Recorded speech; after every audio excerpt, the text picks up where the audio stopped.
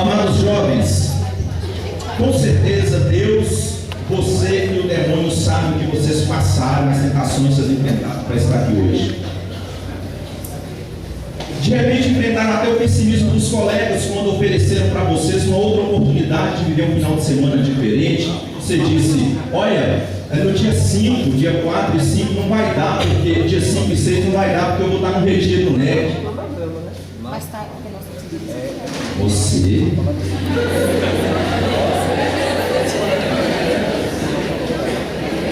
Retiro, NEC, final de semana, sábado, domingo. Talvez as pessoas não acreditam ou não acreditaram no propósito ou no chamado que Deus fez para a sua vida. Não importa a crença deles. Ainda que as pessoas duvidem de você, Deus acredita. Acredita tanto que você veio, você está aqui. Quando você voltar e se encontrar com eles, eles vão dizer: Retiro, NEC, final de semana. Toma posse dessa verdade. As pessoas que entraram por essa porta hoje de manhã não serão as mesmas que sairão daqui. No nome de Jesus, vocês serão transformados.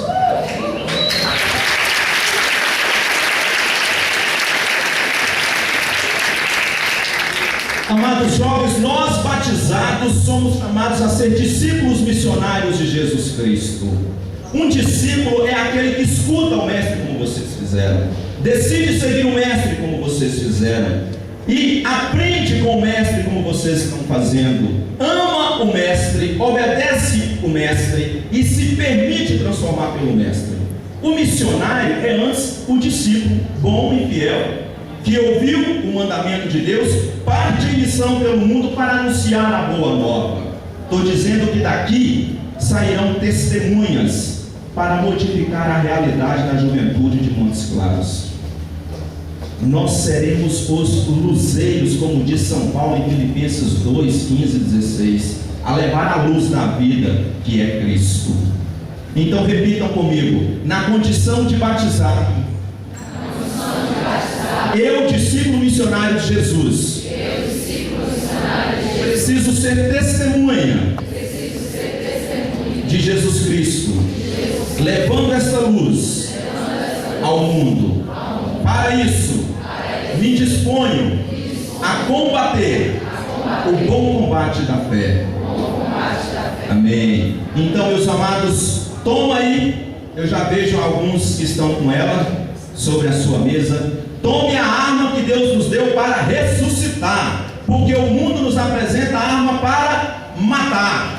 Revólver calibre 22, 32, 38, Magnum 45, fuzil AR-15, bazuca e aí por aí vai. São armas para matar, mas essa que você tem na mão aí é uma arma para ressuscitar. É uma arma de 2 canos, Antigo e Novo Testamento. A bala é o sangue de Cristo, que quando entra na vida da pessoa transforma profundamente. Não há colete do inferno que impeça a palavra de penetrar no coração do homem e mudar profundamente a vida dele. Amém? Amém. Eu não posso então dessa arma aí,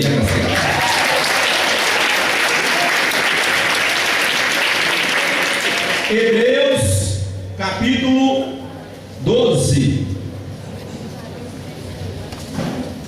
Hebreus capítulo 12.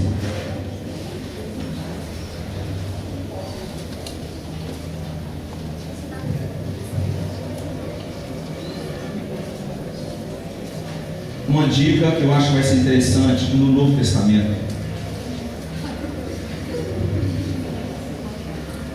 Uma outra dica que eu acho que vai ser interessante, dada a praticidade, página 1536. Eu não gosto muito de falar a página não, mas o nosso tempo está um pouco escasso. Quem encontrou diz amém. Amém. Quem está sem a arma aí, pega parando o coleta do lado. Não precisa nem falar não, você chegando assim, igual o gatinho de hotel querendo carinho, você vai entender.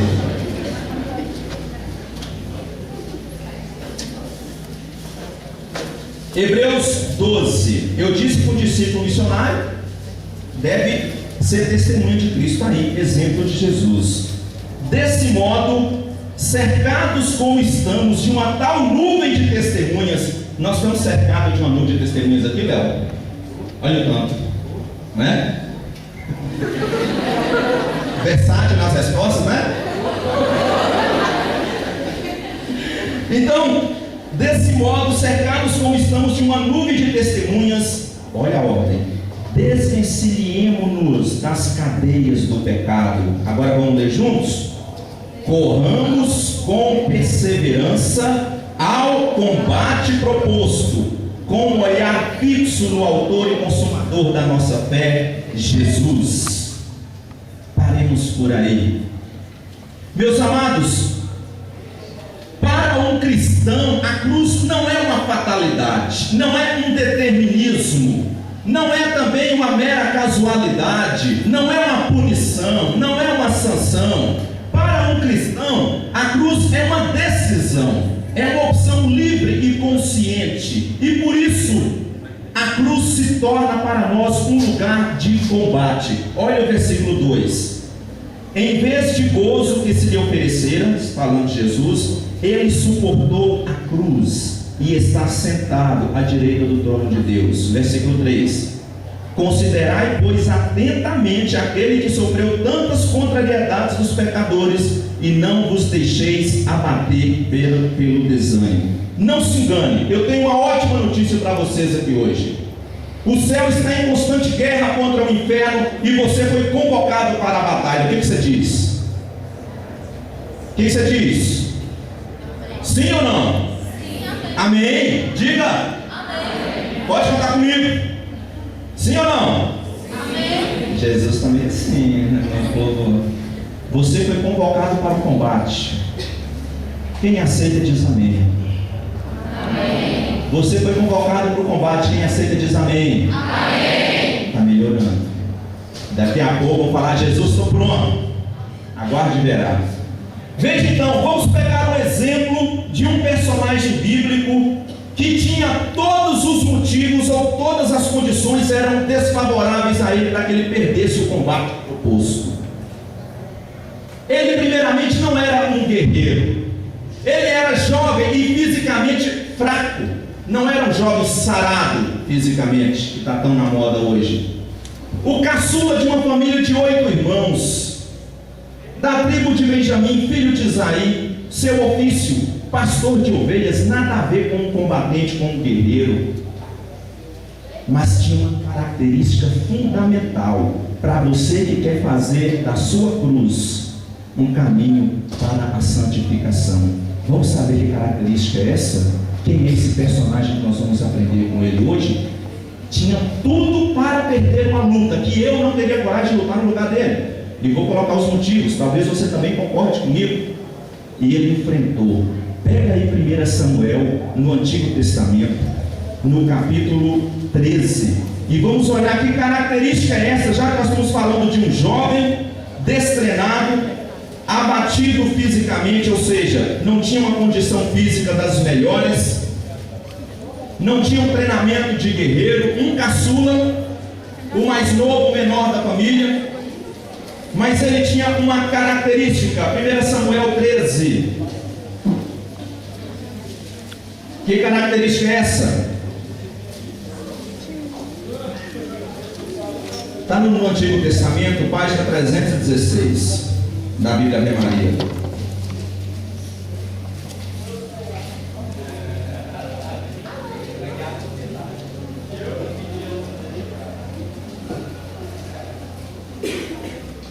Amém? Amém. O primeiro rei de Israel foi Saul, mas Saul desobedecia a Deus. Aí o profeta Samuel disse para Saul: você vai perder o seu trono porque você está desobedecendo a Deus e levando o povo a desobedecer. Aí ele fala, versículo 14: agora o teu reino não subsistirá. O Senhor escolheu para si um homem segundo o seu coração. Pronto, queridos. E fará chefe de seu povo, porque não observaste as suas ordens. Primeira característica que um guerreiro combatente que faz da cruz um caminho para a santificação precisa ter: tem que ser um homem segundo o coração de Deus.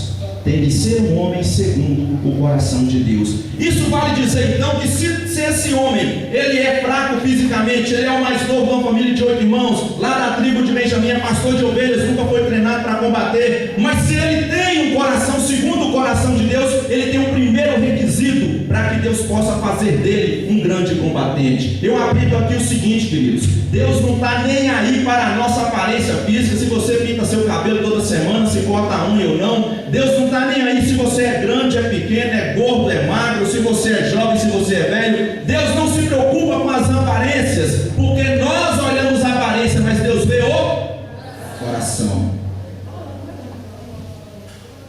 E porque Deus vê o coração, Deus então busca combatentes que sejam homens e mulheres segundo o coração de Deus. Enquanto nós paramos na estatura física, por exemplo, para você entrar no exército, você precisa no mínimo de uma condição de estatura, acho que menos de 1,60 m os homens não entram, né? Magrinho demais. Não sei se vocês viram aquele filme Capitão América. O personagem que eu estou fazendo é ele. Imagina ele antes de passar para aquela metamorfose genética lá, magrinho, fraquinho. E ele tinha vontade de servir o exército, não podia porque não tinha condição física para aquilo. Então, para Deus, graças a Ele, não precisamos ser esses jovens bombados, saradões, as mulheres aí altas, condicionadas. Não, você precisa ser um homem e uma mulher segundo o coração de Deus. Está entendendo, querido? Mas veja então, se esse jovem é segundo o coração de Deus, o que Deus fez para que ele pudesse então estar capacitado para o combate que ele irá travar daqui a pouco? Vira a página, lá no capítulo 16, página 320, versículo 12. Amém? 16, 12. Isaí mandou buscar esse jovem. Ele era louro, de belos olhos, e muito formosa aparência. Era fraquinho, baixinho, mas era uma gracinha.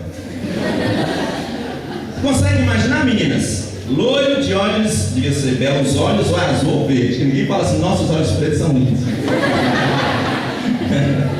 Apesar que olhos pretos também tem sua beleza, né? E nos parecemos com aqueles que têm olhos verdes, branco, por exemplo.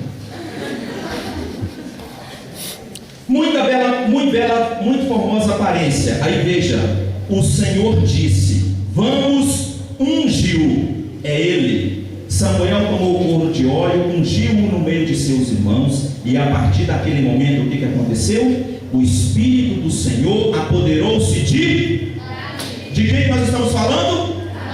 Olha só, um homem segundo o coração de Deus. O profeta foi lá e fez o que com ele? Ungiu. Meus amados, unção não é um erro de português, porque se um é, dois são. Unção está errado. Não. Unção significa força, poder, presença de Deus na vida da pessoa. Aí eu já percebo então, para ser um guerreiro combatente, não preciso dessa capacidade física toda, não preciso desse treinamento todo, esse maquinário todo. Eu tenho que ser um homem segundo, eu preciso receber de Deus o quê? Unção. Agora eu já vou começar a fazer algumas diferenças entre um guerreiro, bom guerreiro, e um combatente na fé. Primeira coisa, um bom guerreiro, ele tem força física, ele tem treinamento e ele tem equipamento. Mas um bom combatente na fé tem a unção de Deus que dá a ele força e poder para vencer na vitória. Amém? Amém. Segunda característica, segunda diferença. Um bom guerreiro, ele vai para a batalha e a vitória é uma possibilidade. Mas o guerreiro combatente na fé, ele vai para o combate certo de que ele vai ganhar. Ele já vai para a vitória vitorioso. Ele já vai para a batalha vitorioso. A vitória não é uma possibilidade, é uma certeza. Terceira e não menos importante, um bom guerreiro, ele olha em volta dele. Quanto maior o exército que está com ele, maior é a confiança na vitória. Mas um combatente na fé não fica condicionado à vitória no tamanho do exército, porque a vitória não do exército, depende da força que vem do nosso Deus. Nós não precisamos ser maiores do que somos aqui para mudar e colocar fogo na cidade de Montes Claros como guerreiros combatentes que vamos vencer lá o pecado, o demônio e o mundo. Amém, irmão? Amém. Essa posse que nós temos que tomar. Davi foi ungido por Deus para uma grande missão. Eu estou dizendo uma grande missão. Primeira delas, ser rei de Israel, porque da sua descendência ia nascer o rei dos reis, o Senhor dos senhores. Quem é esse? Jesus. Jesus é da descendência de Davi, mas foi também para esta unção que Deus preparou Davi para o mais forte, o mais desafiador combate da sua vida. Com certeza você já ouviu isso, já leu essa historinha, com certeza você já percebeu até desenhos animados lá na catequese que você fez, mas nós vamos hoje cavar um pouco mais a fundo essa historinha para percebermos que não foi apenas uma historinha que teve um final feliz, mas teve intermeios aí. E o bom da Bíblia é, leia a Bíblia entrando na história para ver como é que você se posicionava, como é que você se posicionaria nessa história. Prepare então para o combate que nós vamos conhecer a partir de agora. Pega a tua palavra, por favor, aí deixa aberta, só vira, pode ficar na mesma página, capítulo 17. Capítulo 17. Isso. Atenção. O povo de Israel estava em guerra contra os filisteus. Saul ainda era o rei. Davi estava ungido, mas ainda não subiu ao trono. Estava ungido por Deus. O povo de Israel em guerra contra os filisteus. Imagina, todo mundo já assistiu um filme épico, como era a guerra antigamente. Acampava o exército de um lado, acampava o exército do outro, no meio daquela grande planície. E eles lá preparando, olhando as estratégias para o grande combate. Davi não era alistado no exército. Por quê? Jovem, fraco fisicamente, não tinha estatura, não tinha condicionamento. Mas Davi tinha 7 irmãos, e desses 7, 3 estavam lá. O que aconteceu? O chefe de Israel era Saul, o general, e o rei tinha que marchar. Do outro lado, os filisteus. Chegou o chefe dos filisteus e falou para Saul assim: olha, fazer uma guerra, muito derramamento de sangue, vamos fazer o seguinte: escolhe o melhor guerreiro seus, e eu pego o melhor guerreiro nosso e resolve uma luta só a parada. Quem ganhar se torna senhor do outro povo, o outro povo se torna escravo. Saul falou: beleza, tá bom, um só guerreiro para lutar para todo mundo, pode chamar o seu. O chefe chamou, veio um tal de Golias. Já ouviram falar? Era um homem assim, diferente das proporções do homem comum. Golias tinha aproximadamente, você fazendo a transformação das unidades de medida aqui da Bíblia nas nossas, Golias media só 3,25 metros de altura. Sua armadura pesava 55 quilos. Só a armadura. A ponta da lança era de ferro, pesava 7 quilos.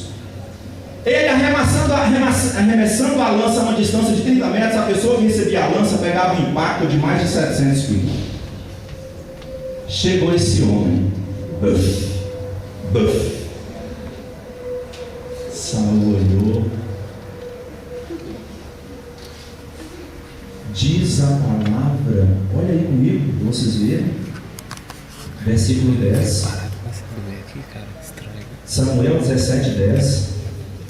Saul, e ajuntou: lanço hoje esse desafio ao exército de Israel. Isso foi Golias falando: dai-me um homem para lutarmos juntos. Saul e todo o povo de Israel ouviram essas palavras dos filisteus e ficaram consternados, dizendo que aí, cheios de medo. Quem é que vai enfrentar? Olha, eu até iria, Saul, mas minha avó ganhou menina para te resguardar, não estou podendo pegar com Deus. E você, fulano, você, que tamanho do cara, é sacanagem. Se fosse da minha altura, até irmão, cara, não dá, é sacanagem, pô.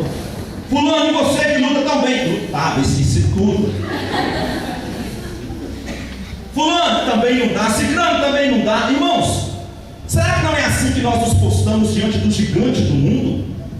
Diante das ideologias que vêm para nos engolir, nós nos calamos? Nós ficamos com medo porque parece que a batalha em busca da santidade é impossível.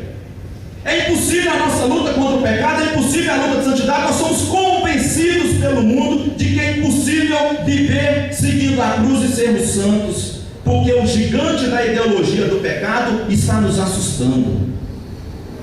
Quantos jovens têm medo de se converter a Jesus, achando que vai perder a alegria, porque acha que o tipo de vida que você está levando é uma vida feliz? Quantos jovens não estiveram aqui porque foram vencidos pelo gigante da preguiça? Acordar sábado de manhã ninguém merece. Final de semana, meu Deus do céu, que dificuldade. Talvez seu namorado não veio por causa disso, mas vai lá, reza para nós dois. Seu amigo que você queria vir não veio, vencido pelo gigante do comodismo, da preguiça, do medo. Eles estavam assim abatidos, e diz a palavra, irmãos, que durante 40 dias, todo dia, ininterruptamente, chegava Golias e falava: não tem uma ainda para lutar comigo não?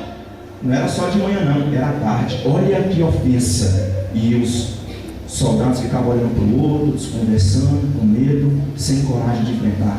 Todo dia esta ofensa, todo dia. Davi, o fraco, o raquítico, mas o ungido, o homem segundo o coração de Deus, foi um dia levar mantimentos para os seus irmãos que estavam na guerra. Chegou lá, e aí, irmão, como é que está a guerra? Estão ganhando? Mais ou menos. O que está faltando? Só de roubar um detalhe de 3,25 metros de altura, uma armadura de 55 quilos, uma lança de 7 quilos. Campeão, nunca perdeu uma luta. Tá fácil. E aí ele falou: nossa, mas então tá assim? Quando Davi falou isso, Davi escutou Golias falando: tem nome aí não? Para vir lutar comigo? Só tem um monte de mariquinhas. Aí baixinho e focado, né? Vocês repararam, baixinho e focado? Nada contra, irmãos, estou elogiando os baixinhos, olha por quê.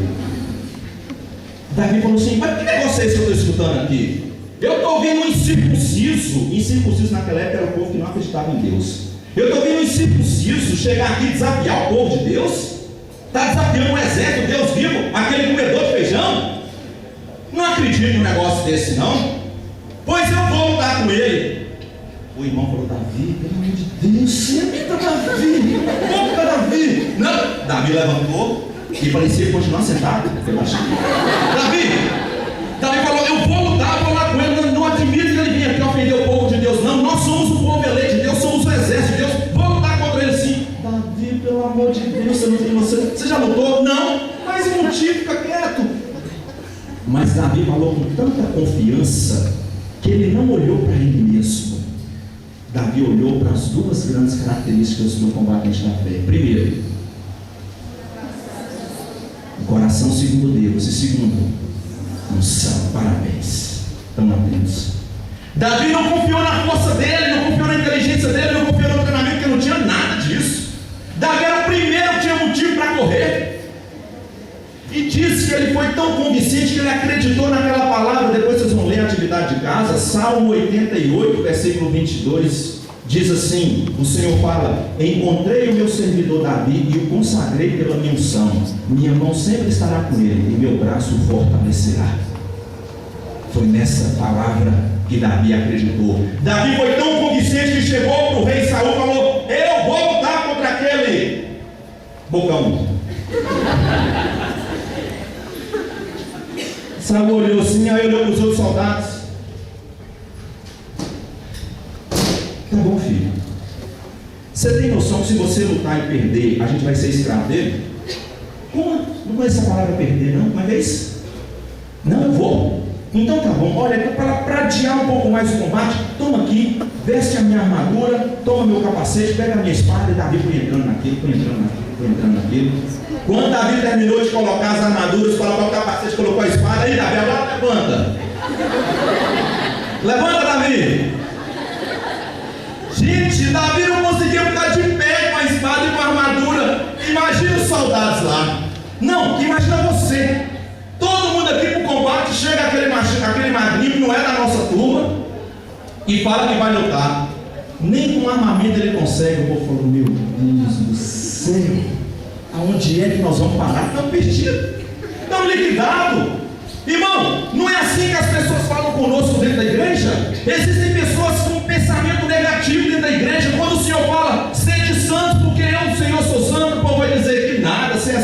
você consegue nada. Você vai na igreja para quê? Continua sendo pecador do mesmo jeito. É melhor nem ir na igreja para ser do jeito que você é. Nos acusam disso, fala mal da igreja, fala mal do padre, fala mal da igreja, fala mal dos jovens que caminham na igreja, fala mal da cruz, valoriza o pecado. Eu digo para vocês, fecham os olhos para o pensamento negativo, para as críticas negativas, porque quem decide caminhar com Jesus não se abate, não se acovarda, não fica temeroso, porque sabe que Deus está com ele. Ele continua firme. Não faltaram conselhos para Davi para dizer: para, deixa isso para lá. E Davi disse: eu vou. Um homem segundo o coração de Deus, um homem ungido, é um homem de coragem. Amém? Frase para você colocar no Facebook. Um homem segundo o coração de Deus e um homem ungido é um homem de coragem. Quando Davi olhou aquela armadura, não conseguiu. Olha, eu vou ser isso. Você vai sem espada? Vou. Sem armadura não vai durar um segundo. Agora eu vou perguntar: diante dessa realidade, 3,25 metros de altura, uma lança de 7 quilos, uma armadura de 55 quilos, nunca perdeu uma luta. Do outro lado, um raquítico, pequeno, sem espada, sem armadura para travar a luta. Quem se apostava? Depois eu contei a unção no coração de Deus, né? Mas sei lá, na hora apostava, e eu sou sincero, eu falava: irmão, você não dura, eu apostava, dura 2 segundos, acho que quando? Dura 3 segundos, chega no primeiro round, não aguenta. O combate estava marcado, o povo de Israel não estava entre as pernas, a luta estava travada. Davi deixou os apetrechos dele. Isso aqui eu não consigo. Foi lá no rio, catou 5 pedrinhas e uma tiradeira. Vou lutar desse jeito. Oh, minha Nossa Senhora Aparecida, o que será de mim trabalhar escravo pelos filisteus pro resto da vida? Eu não dar conta disso não. Com 5 pedrinhas, Davi, agora sim, pode internar, tá doido? Querido e querida, eu hoje convido vocês a um exemplo de Davi. Se você quer travar um bom combate da fé, deixe de lado as armas do mundo.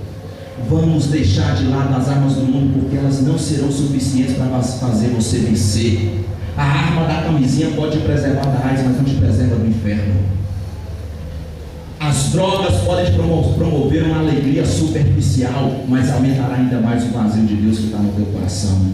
Vamos jogar fora as armas das filosofias do ateísmo, como os Harry Potter da vida, as bruxarias da vida, os Dambral da vida, o código da Vinci da vida. Vamos nos armar da Bíblia. Ela é a espada do Espírito Santo para a gente vencer essas ideologias do mundo de hoje. Amém, querido? Amém. Quando você se desarma das coisas do mundo, você não está violento, porque na mesma hora que você decide abrir mão das armas do mundo, Deus chega para você e fala: está aqui, querido, 5 pedrinhas para você vencer o gigante.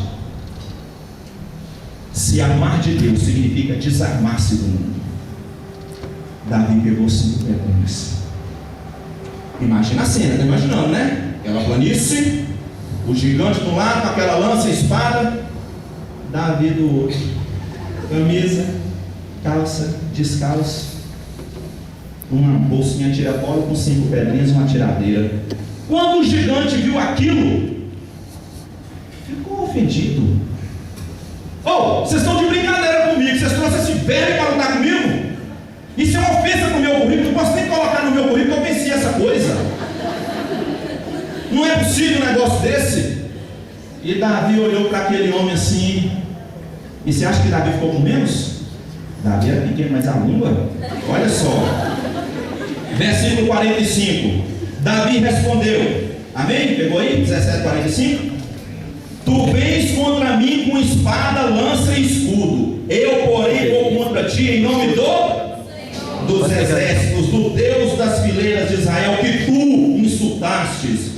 Hoje o Senhor te entregará nas minhas mãos, e eu te matarei, cortar-te-ei a cabeça, e darei o cadáver do exército dos filisteus, as aves do céu e os animais da terra.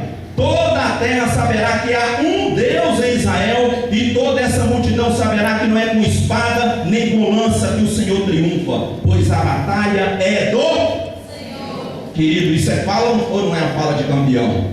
É baixinho, mas fala apurado. O gigante falou: que machinho de vida, vai me matar e deixar minha carne para os abutres comer, mas fala demais. Mas Davi falava numa confiança não dele, mas uma confiança no Senhor. É assim, querido. Nós não podemos calar para o mundo, não. Nós não podemos calar para o encardido que fala que você não vale nada, que joga na sua cara seus pecados, que faz você estar aqui nesse encontro com um sentimento de indignidade, dizendo: eu não sou digno de estar na casa de Deus. Não, não. Nós estamos dizendo: eu sou indigno, é verdade, sou pecador, é verdade, mas a misericórdia de Deus é muito maior, o amor de Deus é muito maior. E é em nome desse amor, em nome dessa misericórdia que eu participo desse encontro. É em nome dessa misericórdia que eu abro minha boca para buscar esse Deus. E o demônio não pode fazer nada quando você faz isso. O gigante marchou.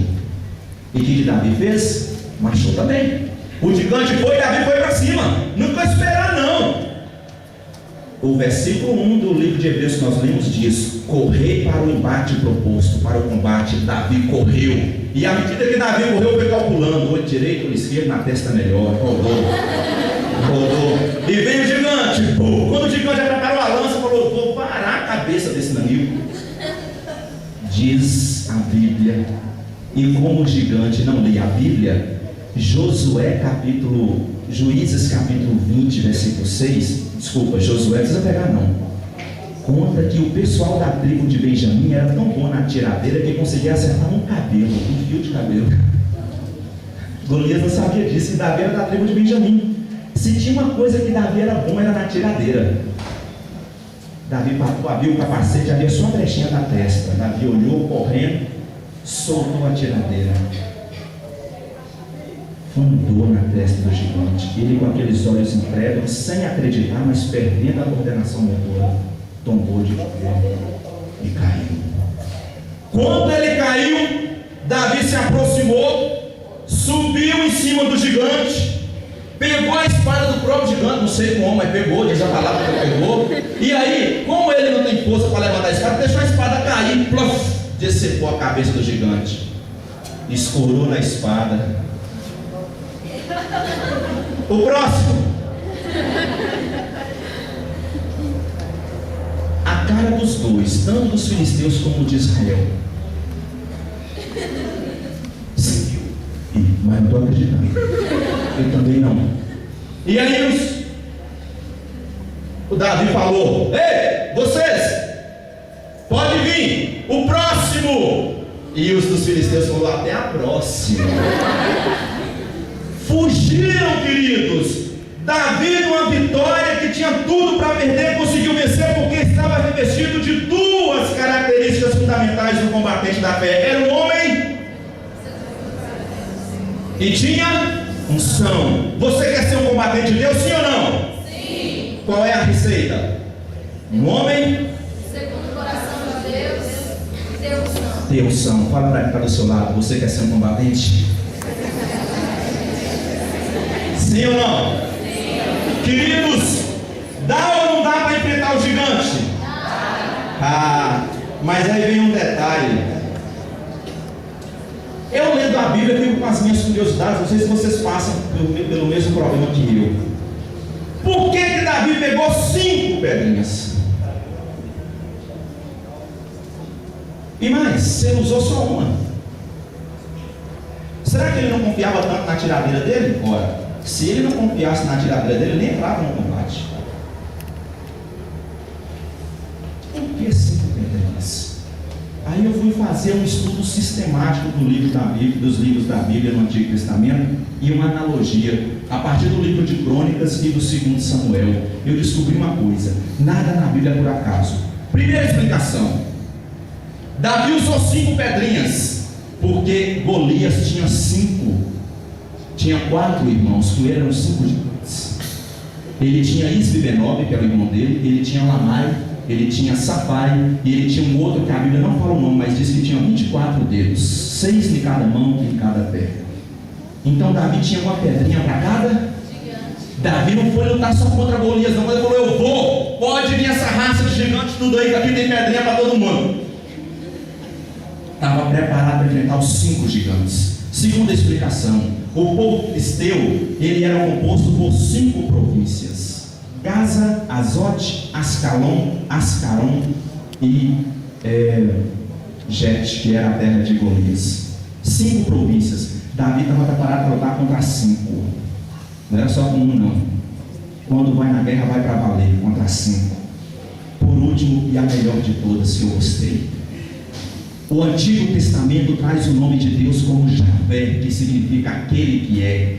E aí, uma análise dos livros do Antigo Testamento me fez concluir que Javé tem 5 características, 5 atribuições. Olha só para vocês verem. Primeira, Javé Tessidkenu, que significa o Senhor é a nossa justiça. Segundo, Javé Shalom, que significa o Senhor é a nossa paz.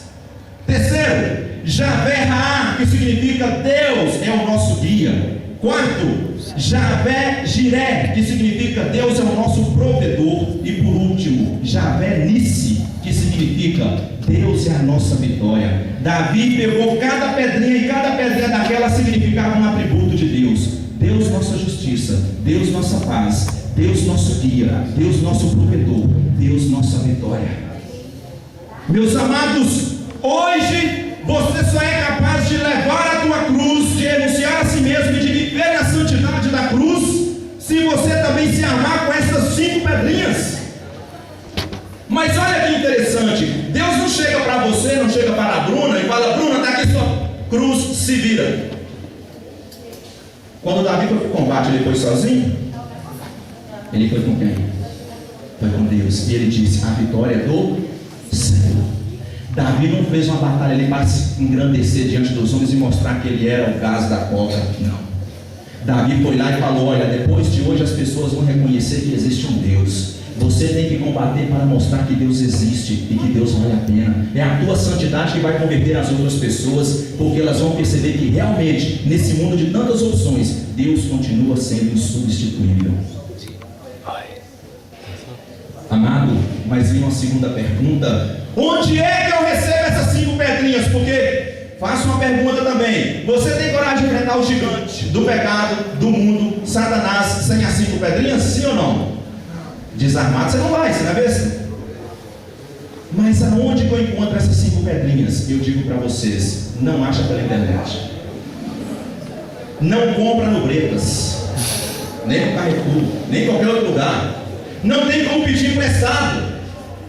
Você não vai conseguir um centro de macumba num centro espírita. Você não vai conseguir lendo esses livros que eu falei agora há pouco, do Dan Brown, do Harry Potter, dessas besteiras que vende por aí. Não! Você consegue algumas, no máximo 2, em algumas igrejas evangélicas. Mas se você quiser vencer o gigante do pecado, o gigante do mundo, o gigante de Satanás, você só encontra as 5 pedrinhas na igreja católica, apostólica, romana. Não tem outro lugar.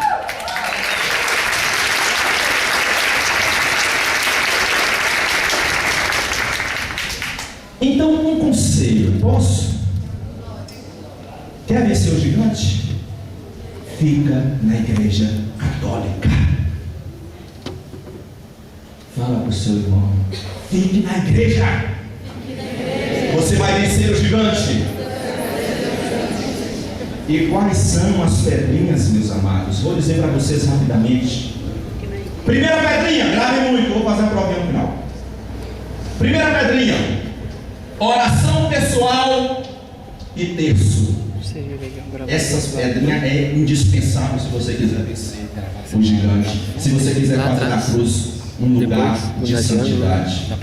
O catecismo da Igreja Católica vai dizer que a oração é a vida do coração novo e alimenta constantemente. Eu não conheço a sua vida, mas se você está desanimado na igreja, se você perdeu o prazer pelas coisas de Deus, eu vou dizer para você a causa, sem conhecer a tua vida. Olha na tua vida onde foi que você parou de rezar. Onde foi que você parou de rezar foi a hora que você começou a se esfriar, a hora que você começou a desanimar, a hora que você começou a dar brecha para que o gigante começasse a triunfar sobre a tua vida. Talvez até agora você tenha perdido essa luta, mas a palavra final não foi dada, a pedrada final ainda não foi dada. Você está no combate, está perdendo até agora, mas nós vamos virar esse jogo em nome de Jesus, amém, irmão? Vamos virar essa luta. Santo Afonso de Ligório, no seu magistério, ele diz: é certo que quem reza se salva e quem não reza se condena. É pesado, mas é verdade. E não venha dizer para mim que no corre-corre dessa vida de faculdade você não tem tempo de rezar, porque todo mundo tem tempo para acessar a internet. E eu vi uma pesquisa que o povo brasileiro já ultrapassou os americanos em tempo de ficar online na internet. Gostamos da internet, nada contra, mas ela está impedindo você de rezar? Outra coisa, a cada 4 minutos que nós ficamos na internet, eu duvidei desse dado, eu acho que é mais. A cada 4 minutos que nós ficamos na internet, um é bisbilhotando na vida dos outros. Eu acho que é mais. Nos ocultos, nos feitos da vida. Nossa, fulana, confia demais com esse cabelo. Fulano estava naquela festa, gastando que lá, não conhecia a pessoa, não sei o que e tal. E fulano, você vê, traiu o ciclano, na prova está aqui a foto e fica cultivando isso aí. Vai rezar! Quando a gente reza, a gente fala bem do outro. Querido, nós rezamos pouco ou quase nada. São João, o Papa João Paulo II vai dizer: o cristão vale o tanto que ele reza, o tanto que nós estamos valendo.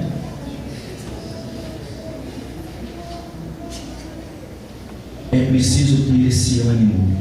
São Gregório Nazianzeno vai dizer: é preciso se lembrar de Deus com mais frequência do que se respira. É preciso lembrar de Deus com mais frequência do que se respira. Outra frase para nós. Oração pessoal e terço. Quem aqui reza? Não precisa levantar a mão, não quero ninguém mentir por minha causa. Quem reza o terço todo dia? Você reza? Você rezava um tempo, aí faltou o tempo, você diminuiu para 4 terços, para 4 mistérios, 3, 2, 1. Agora você joga a cara ou coroa, se der a cara você reza, se der a coroa você deixa para depois. Irmãos, os bolsos da nossa calça não é para carregar papelote de cocaína, comprimido de êxtase ou camisinha. O bolso da nossa calça é para carregar o terço. Qualquer lugar que você tiver lugar de rezar, confere no seu bolso aí, tem um terço? Tem? Levanta aí, dá uma girada assim, ó. Oh, glória! Louvado seja Deus, uma salva de palmas para você. Preparado, querido? Mas não é um amuleto, é uma ferramenta. Segunda pedrinha, querido: Santa Missa e adoração. São Francisco vai dizer que aquele que pode ir à missa e não faz, comete falta grave. Não existe nada mais importante nesse mundo do que a celebração da Santa Missa. Eu vou dizer de novo: não existe nada. Eu estou dizendo nada. Não é a sua faculdade, nem a sua formatura, nem aniversário do seu namorado, nem de casamento. Não existe nada mais importante do que a Santa Missa. Daí então, que se nós estamos no combate, nós temos que estar bem alimentados. Se nós não alimentamos do corpo e do sangue de Cristo, que só a Igreja Católica tem, desculpa os evangélicos, só a Igreja Católica tem, você vai estar desnutrido espiritualmente. Atenção para esse ensinamento de um santo da igreja chamado São Pedro Julião e Marte. Ele diz assim: a missa, ela é mais importante do que o martírio, porque o martírio é o sacrifício do homem para Deus, mas a missa é o sacrifício de Deus para o homem. Há uma grande diferença. Participe da missa, que nada nem ninguém impeça você de participar da missa. O final de campeonato, o jogo que tiver, nada pode impedir você de participar da missa. Se você não tiver alimentado, o gigante te pega, o gigante te devora. Você precisa dessa segunda pedrinha. A oração em casa, a missa que você assiste em casa, não substitui a missa lá na igreja, porque é lá que você comunga. Terceira pedrinha: confissão. Qual a última vez que você procurou um padre para contar seus pecados? Eu gosto de fazer essa pergunta com uma outra pergunta: qual a última vez, qual o último ano que você cometeu o último pecado? É o último ano. Você lembra? Qual a última vez que você pecou? Meus amados, o sacramento da confissão nos liberta da mão do demônio, porque todo homem que comete pecado é escravo do pecado. E quem vai ao confessionário e se confessa, como João Paulo II confessava toda semana. João Paulo II confessava toda semana. E perguntaram: padre, mas que tanto de pecado que tem um padre para confessar toda semana? Ele diz: quanto mais perto da luz a gente fica, mais exposta estão as nossas limitações. Por isso precisamos ser curados no sacramento da confissão. Eu vou contar meus pecados com um padre mais pecador do que eu. Não importa se ele é pecador mais do que você, não compete a você esse juízo. Mas ele está lá instituído pela igreja.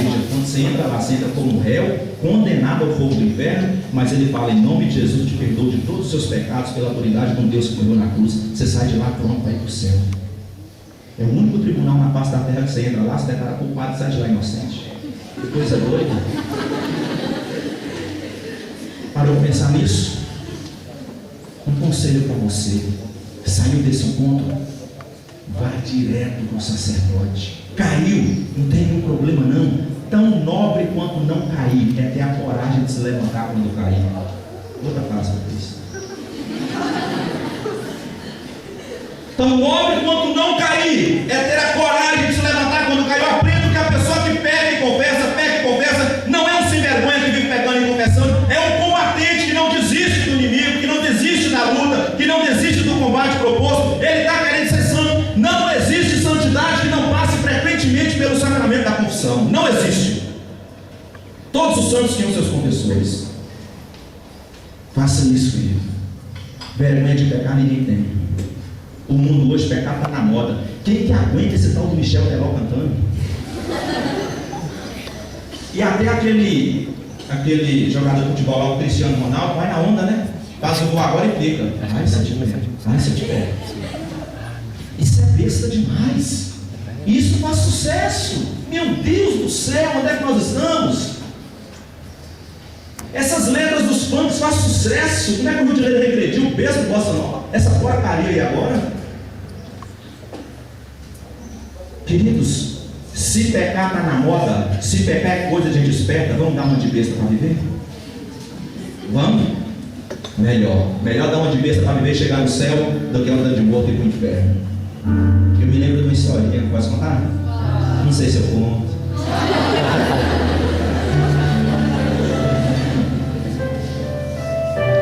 Um rapaz, isso na época que revista Veja era olha, muito tempo atrás. Um rapaz, ele era tido como besta da turma. E aí, toda vez que queria rir de alguém, chamava ele. Aí chegava lá na mesa, colocava uma moeda grande assim, de 400 contos de réis, e uma pequenininha que valia 2.000 contos de réis. Falou: fulano, vem cá, escolhe a moeda de maior valor. E lá pegava 400, que era grandão, e deixava pequenininho. Esse povo, é burro demais, é burro. Todo dia fazia isso. Aí um dia um deles ficou com dó e falou: fulano, olha, vem cá, você não notou que eles estão fazendo você de besta, não?